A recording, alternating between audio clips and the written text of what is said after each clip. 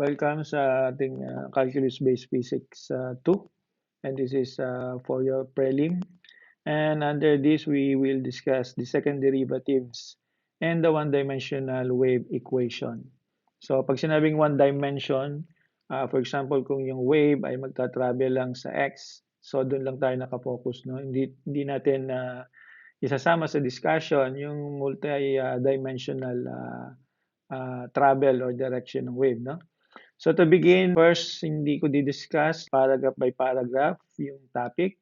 So kung ano lang yung mga formula at kung ano yung mga symbol na ginamit sa loob ng formula at ano yung sinosolve, no? Like for example, to begin, this is the formula for the speed of the wave falls. So alam naman natin ng wave, kung i-drawing natin ng wave, we will have like this, no? Yan, normal yung kanyang so pag sinabing pulse, yung kabuuan, ito yung wave, no? At yung pulse na sinasabi, yung taas baba niya. Okay? Yan. That is the pulse, no?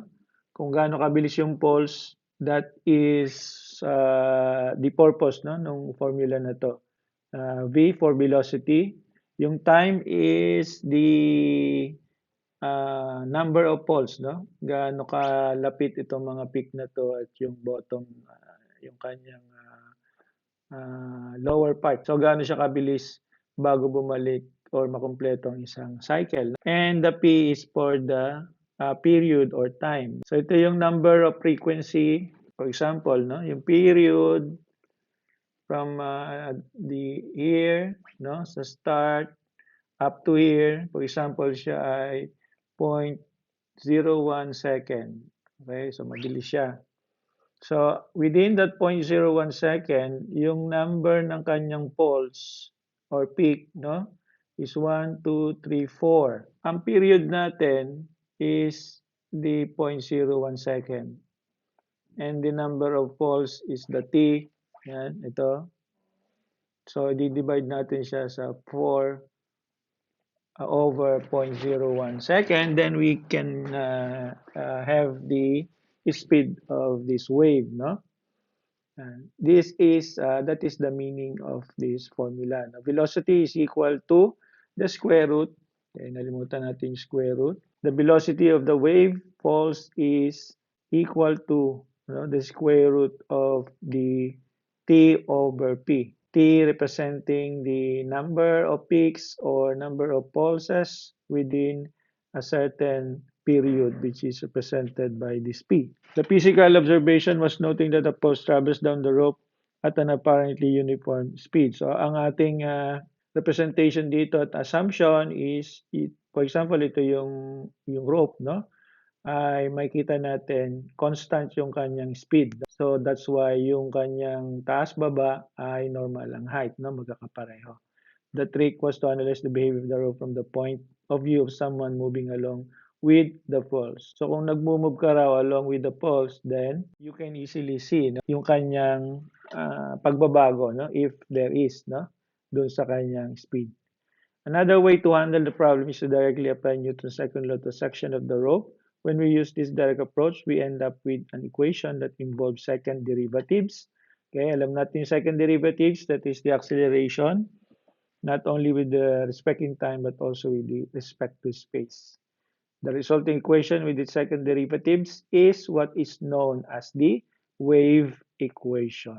So ano yung wave equation? Bago natin malaman yon, we have to first go discussing the second derivative. Ano yung second derivative? This is the first derivative, which is kung nare-remember nyo pa sa ating calculus-based physics 1, this is the velocity, no?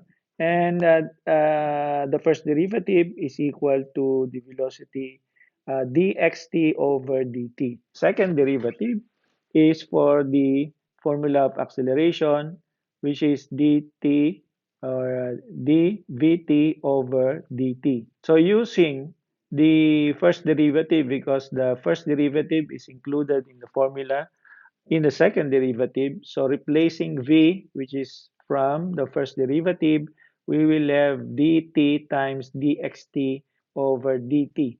So Our second, simplifying the notation, we will have d squared xt over dt squared. This notation, the position xt, velocity vxt, and acceleration xt are related by the term xt.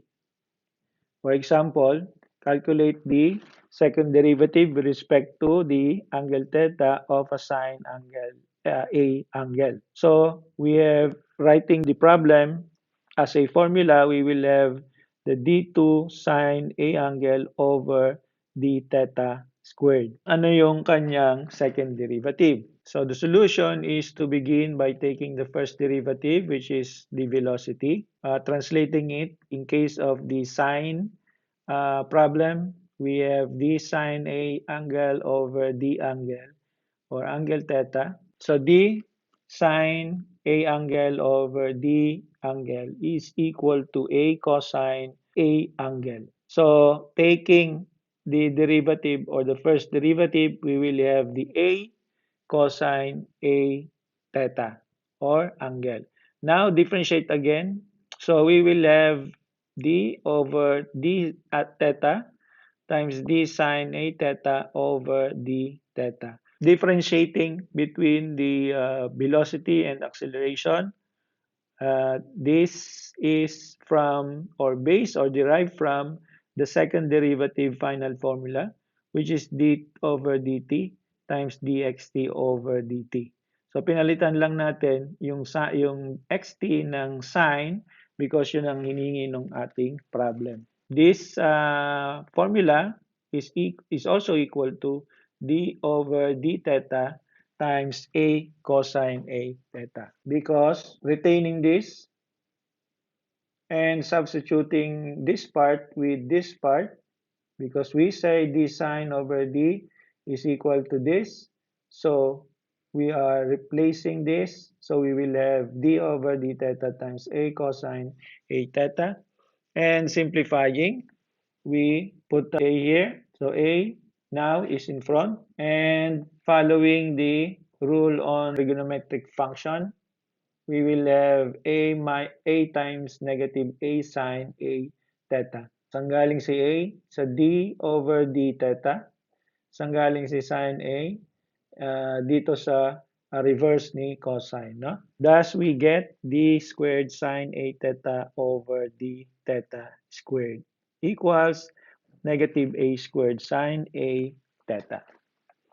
So we see that the second derivative of a sine curve is itself a sine curve with a minus sign. Geometrical interpretation of the second derivative. If you remember, meron tayong geometrical interpretation ng first derivative natin, no, for velocity. We have seen that the various calculus operations have geometrical interpretation. Integration was equivalent to finding the area under a curve. The question is, what is the geometrical interpretation of the second derivative? So we will see that the second derivative is equal to what we will call the curvature of the curve. To see exactly what that is, consider the following derivation. Okay, bago tayo pumunta dito, i-define muna natin ang curvature of the curve. No? So for example, meron tayong straight line. Ito, may straight line tayo. Yan. Okay? Yung sinasabing curvature, for example, meron tayo ditong point. From this point, alam natin na si line, dire-diretso pa siya dito. But, for example, pagdating dito sa point na to, no? Dito, pagdating sa point na yan, medyo umangat na yung line. Okay? Yung pag-angat niya, no, from the plane, from the straight line, this is what we call curvature. So, yung curvature of the curve, kung may curve ka at, for example, may curve ka, biglang at this point, medyo lumihis na naman siya, and then you have another curvature. So, let yx be the section of a circle as shown in figure 1. Nasaan yung figure 1 natin? Ito.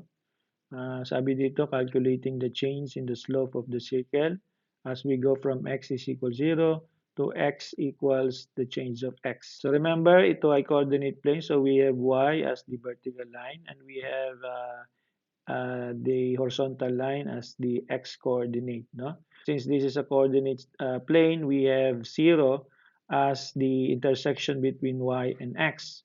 And the change in x is indicated by this arrow. So we have the change, this line is represented by the triangle x. So from 0 to the second x, okay, this is the first instance of the x, until the second x, we will call it the change in x. And also with the change in lambda, so from 0 to this angle, we are representing it as the change in lambda. And the angle from 0 to this angle, we are representing it as the change in theta. We have the radius of the circle since we have a curve, the red line or the red curve, and we have the tangent line. So we know from our calculus base physics 1 what is a tangent line. From this point, if we draw a line, that is called the tangent line. It is tangent to the curve. From this point, we have also another tangent. So yung difference, okay, yung changes of the tangent points determined by the tangent line is the curvature as explained or presented in this graph, no, in figure 1. So this is the graphical representation. So first we are using the defined to be equal to symbol since they are not actually equal to. The value on the left side is not actually equal to but defined to be equal to. No? So we have two terms, the yx, which is represented by this curve, and the complement of yx. It does mean that this is the inverse, no, of the yx function. So if the complement of yx or the reverse of the yx function is defined to be equal to dyx over dx, okay, then it is the simplified notation for the following second derivative in terms of the complement of yx function. No? So d squared yx over dx squared is the limit as x or the change in x goes to 0 as evaluated in the change in the complement of y over the change in x. So remember that the complement of yx is equal to dy dx is the slope of the curve at position x. So meaning this xy, since it has the complement yx and the complement of yx is the reverse, then we can assume that this side is the complement of yx. So, ito the complement of yx. Itong point na to is the slope of the curve. And that slope of the curve is the first derivative. Equation 11, ito yun, no? Tells us that to find the second derivative of yx, we have to find the change in slope as we move from x to x plus the change in x. So ito yun, no? So we must find the change in slope. Ano yung change in slope? That is the second derivative, no? And what is the graphical representation of the change in slope? That is computing the initial position of this point from or to the second position of the point. No? The difference between the second tangent line or the final tangent line and the from the initial tangent line, which is this line, the line x, is the change in slope. So if we can find the change in slope, then we can find the second derivative. So in figure 2, the slope is the tangent of the angle. Yan. Ito yun, no? The tangent of the angle. Ito yung angle and this is the slope. So slope at x is defined to be equal to dyx over dx. So, yung d, remember, yung change. So, change in yx. Ito yon, change in yx over dx, which is the change in x. Ito yon, no? So, this one over divided by this one. And then we can get the slope at x, which is 0. How about yung slope at tangent line or the second tangent line? We will evaluate the second derivative at the bottom of the circle, which is this one, wherein x is equal to 0. So the derivative or the complement of yx function is equal to 0. Therefore, complement of y is equal to 0 and the curve horizontal at x is equal to 0. So sabi dito where the curve is horizontal, no? So siya yung x, no? Yung tangent ay si x at the point where x is equal to 0. Now move down the x-axis at the distance wherein change of x is shown, which is in figure 1. Ito yon, i-move natin. If change in x is small, then change in x is essentially equal to the arc length, the change in L or change in lambda along the circle, and the angle theta in radian measure is the arc length divided by the radius r of the circle. Okay? So kung maliit lang daw si change in x, halos pareho lang sila ni change in lambda, okay? If we divide it by the radius. And this 2 is also equal to, no, the change in the angle, this one. So the change in lambda over radius is equal to the change in x over radius, and those two are equal, no, to the change in angle.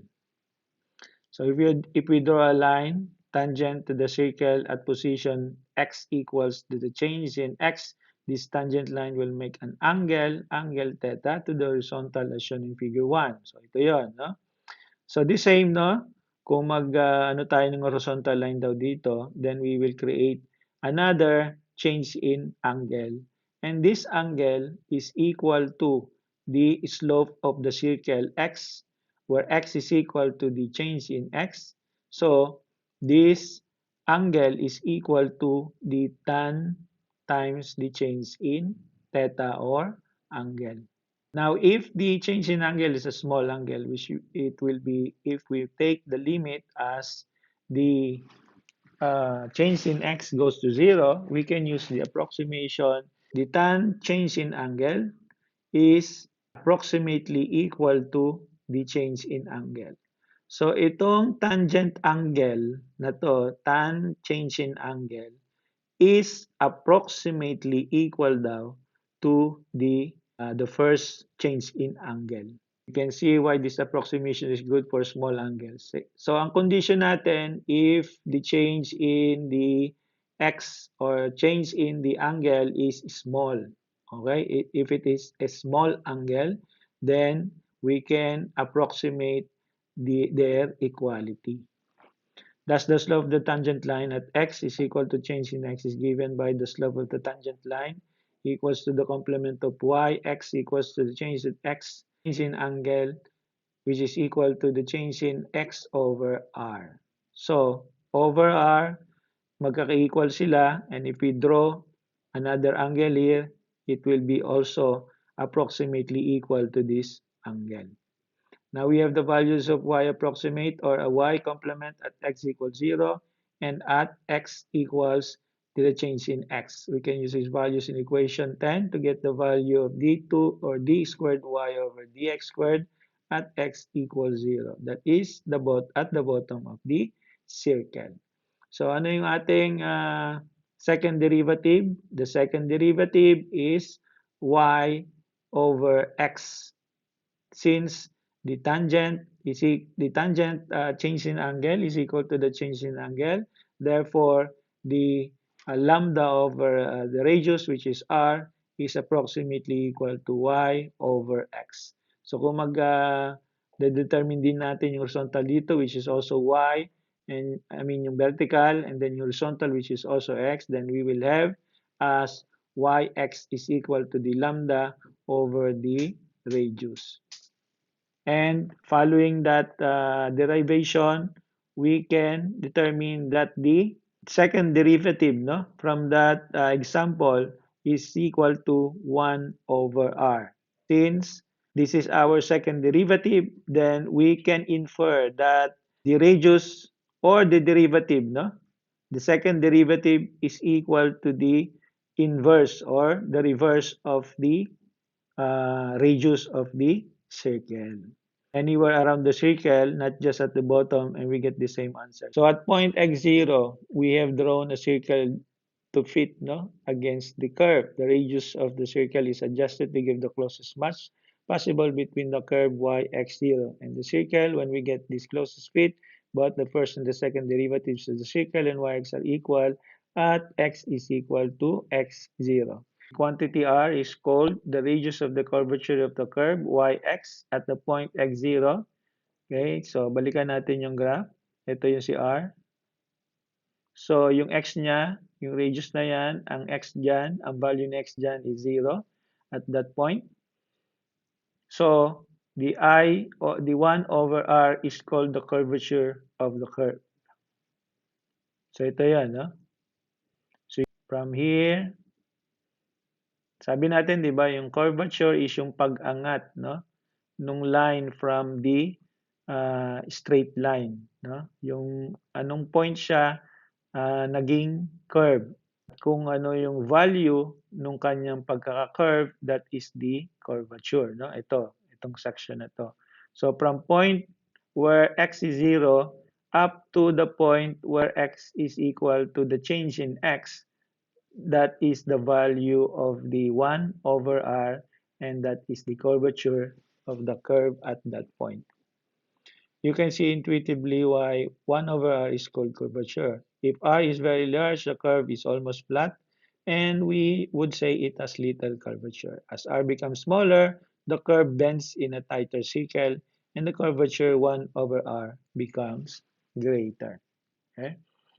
So the more IR we have, the more smooth is the curve, no?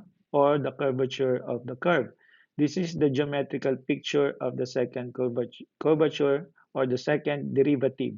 While the first derivative was equal to the slope of the curve at some point, the second derivative is equal to the curvature of the curve at that point. So yung change ng tangent line or the point, no, at which the tangent line is drawn, that is the what we call the second derivative, which is equal to the curvature of the curve. So as shown in figure 3, no? So ito yung first point natin. Ito yung first point ng ating tangent. And then the second point is this point. Then we can have this value of this curvature, no? And it is equal to 1 over r. Again, kasi sabi natin, any point, no, or anywhere around the circle, we can determine the I over R, no? So kung magsimula tayo dito sa tangent point na to, okay, mag-draw tayo ng tangent line and another tangent line here, and if we draw their change, then we will get the same value for the second derivative, which is the curvature of this curve at this point, which is also 1 over R. So, paano daw magiging negative? Si 1 over r. Kasi sabi rito, at any point along the curvature is either 1 over r or negative 1 over r. So, ang point nun, if the curvature, no, we are measuring the curvature at the top of the curve, then it is positive. But if you are measuring, no, curvature of the curve under it, then we will have a negative 1 over r value. So, the problem of working with curves has a number of practical applications. One of the more interesting of which, at least to sailor, is the lofting of boats. Yan. Sa pagdidesign ng boat, ay tinatawag tayong curvature. Yan. So, para maging eksakto to, maging smooth yung curve ng boat, we are using the derivatives. And change dito ng bawat slope, there is a curvature, no? Ito yung curve. Curvature, bawat point na yan is considered as a change, no, in the curvature or the slope, no, change in slope. So kapag may change in slope, meron tayong tinatawag na second derivative, no, because the second derivative is the change in slope, and the change in slope is the curvature of the curve, because the curvature of the curve is the second derivative. We will not be explaining, no, about the designing of the boat, how it is used, but it is important to note na kung ano yung principle ina-apply nila sa pagde-design nito. So meron silang tinatawag na spline fitting, which is we have just did here. Ito yung sinasabing spline fitting na ginagawa din nila sa boat. Para maging smooth yung curve ng boat, na-pattern nila ito sa measurements ng kanilang design. Lalagay sila dyan ng bawat points. Kung less lang ang points na ilalagay mo, which is less yung derivative, ay hindi magiging smooth or hindi magiging smooth ang iyong curve at hindi magiging accurate ang design ng iyong boat. That is called the process of spline fitting, which is sa graph ay ginagawa natin. Even nung sa calculus-based physics 1 natin, yung ginawa nating integration, that is process of spline fitting. Para maging accurate ang curve ng isang line or ng isang object, dapat marami kang i-determine na spline. Yung spline na yon represents the second derivative. At kung dadamihan mo, then you will just print out the third derivatives. Ano yung third derivative? Since the second derivative is the curvature of the curve, the third derivative is the rate at which the curvature is changing as you go along the curve. Yan. So kung itong mga points na to ay mga second derivative, no? Ito yung curve change in the slope and the curvature of the curve. Then, yung sinasabing third derivative, if i-divide pa natin to maraming spline, sa maraming points, then we are increasing the rate at which the curvature changes slowly. So that's it for our prelim, and I will see you on the next video lesson.